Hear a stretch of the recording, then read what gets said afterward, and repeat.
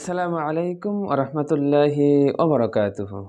প্রিয় দিনী ভাই ও বোনেরা, ইমাম মাহদী আলাইহিস সালাম কখন আসবে এ সম্পর্কে রাসূল করিম সাল্লাল্লাহু আলাইহি ওয়াসাল্লাম অসংখ্য নিদর্শন বর্ণনা করে গেছেন, ভবিষ্যৎবাণী করে গেছেন।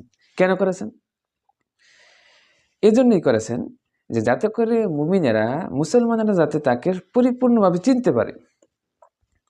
তার নাম কি হবে, তার পিতার নাম কি হবে, তিনি কিরকম বৈশিষ্ট্যের অধিকারী হবেন, তিনি কখন আসবেন ইত্যাদি ডিটেইলস পূর্ণভাবে রাসূল করিম সাল্লাল্লাহু আলাইহি ওয়াসাল্লাম আমাদের সামনে তার সম্পর্কে আলোচনা করেছেন, যাতে করে আমরা বিভ্রান্ত না হই।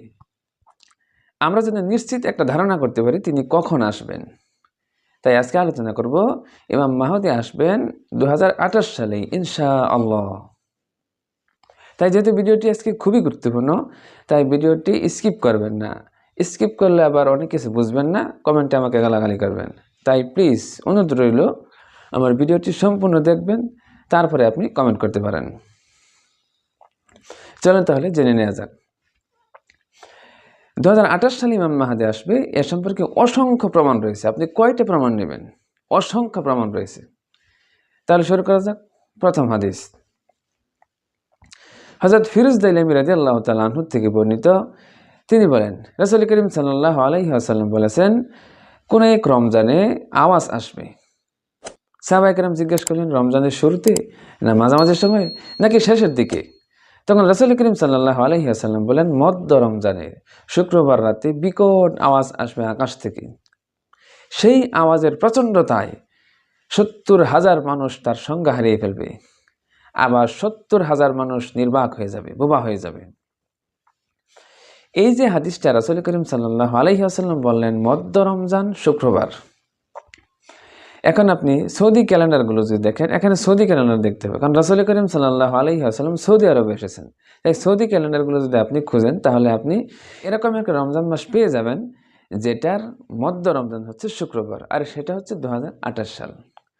সৌদি ক্যালেন্ডার 2028 সাল 7 ফেব্রুয়ারি হচ্ছে আমাদের মধ্য রমজান, সেটা হচ্ছে শুক্রবার। এরপরে দেখেন এই হাদিসটা বর্ণিত হয়েছে মাজমাউল জাওয়ায়েদ 3য় খণ্ড 310 পৃষ্ঠা। এখন এই হাদিস দ্বারা স্পষ্ট বোঝা যায় যে 2028 সালে এই হিসাবটা সংখ্যাটা মিলে যায়। এখন এটা রাখেন, তারপরে আসেন। তুর্কি খেলাফত ধ্বংস হয়ে গেছে 1924 সালে। তুর্কি খেলাফত ধ্বংস হওয়ার 104 বছর পর ইমাম মাহদী আসবেন, এ সম্পর্কে একটা হাদিস রয়েছে। হযরত আবু কুবাইল রাদিয়াল্লাহু তাআলা আনহু থেকে বর্ণিত। তিনি বলেন, এই 104 বছর পর ইমাম মাহদীর উপর মানুষ ভিড় করবে। ইবনে লাহিয়া বলেন, হাদিসটার মর্ম হচ্ছে এটা আজমি, অনারবি শব্দ, এটা আরবি শব্দ নয়, আরবি ভাষার নয়।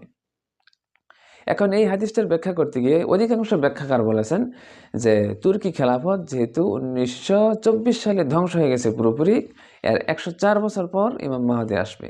তার মানে 1924 আর 104 সমান সমান 2028 সাল। এখানেও 2028 সাল।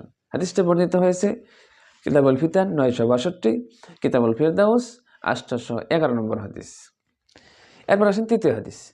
মুহাম্মদ ইবনে আলী ইবনে আল হানাফিয়া রহমতুল্লাহ আলাইহি বলেন, যতক্ষণ পর্যন্ত আকাশ ও পৃথিবীতে দুটি ঘটনা না ঘটবে ততক্ষণ পর্যন্ত ইমাম মাহদী পৃথিবীতে আগমন করবে না। একটি হলো রমজানের প্রথম তারিখে চন্দ্রগ্রহণ আর মধ্য তারিখে সূর্যগ্রহণ। এই হাদিসটা অন্য আর এক জায়গায় এভাবে আছে, রাসূল করিম সাল্লাল্লাহু আলাইহি সাল্লাম বলেছেন এই ঘটনাটি পৃথিবীতে শুধুমাত্র একবারই ঘটবে, অনলি একবার ঘটবে। আর অন্য আরেক জায়গায় আছে প্রথম তারিখে সূর্যগ্রহণ এবং মধ্য রমজানে চন্দ্রগ্রহণ, এভাবে আছে আর কি। তো এই হাদিসটা একটু বলেন। হাদিসটা বর্ণিত হয়েছে আল কাউলুল মুখতাসার ফি আলামাতিল মাহদি আল মুনতাজার, পৃষ্ঠা নং 47। এখন এই হাদিসটা যদি আপনি বাস্তবের সাথে মেলান, আপনি যদি নাসা ওয়েবসাইটে যান, সেখানে পৃথিবীতে কখন চন্দ্রগ্রহণ হবে, কখন সূর্যগ্রহণ হবে, তাদের ওয়েবসাইটে আগামী 100 বছর পর্যন্ত সব ডিটেলস বের করা আছে। আপনি সেখানে দেখতে পারবেন 2027 সালের এই 7ই ফেব্রুয়ারি, এটা আমাদের প্রথম রমজান, তখন সূর্যগ্রহণ হবে। আবার 2027 সালের 20শে ফেব্রুয়ারি, যেটা আমাদের মধ্য রমজান, তখন হবে চন্দ্রগ্রহণ হবে। এই যে বিষয়টা দেখেন, এরকমভাবে হাদিসের সাথে মিলে গেল, এটা কাকতালীয় কোনোভাবেই বলা যাবে না। কাকতালীয় আপনি বলতেই পারবেন না, কারণ নাসা ওয়েবসাইটের সাথে এই বিষয়টা মিলে যাওয়াটা মোটেই কাকতালীয় নয়। এটা অবশ্যই আমাদের জন্য একটি বিরাট বড় সংকেত, যাতে মুমিনেরা নিশ্চিত হতে পারে। কারণ আমি আগেই বলেছি, রাসূল করিম সাল্লাল্লাহু আলাইহি ওয়াসাল্লাম বলেছেন, ইমাম মাহদীর যে আলামতগুলো রাসূল বলে গেছেন আমাদেরকে, এটা যাতে আমরা নিশ্চিত হয়ে যেতে পারি উনি কখন আসবে, এজন্যই কিন্তু এতগুলো নিদর্শন রাসূল আমাদেরকে বলে গেছেন। তারপরে আসেন হযরত আবু হুরায়রা রাদিয়াল্লাহু তাআলা আনহু বলেন, 1400 হিজরির 2 দশক বা 3 দশক অতিক্রম করার পর ইমাম মাহদী পৃথিবীতে আগমন করবে। এখন 1400 হিজরির পরে 2 দশক, 2 দশকে 20 বছর, আর 3 দশকে 30 বছর, 20 আর 30 50, তাহলে হলো 1450 হিজরি।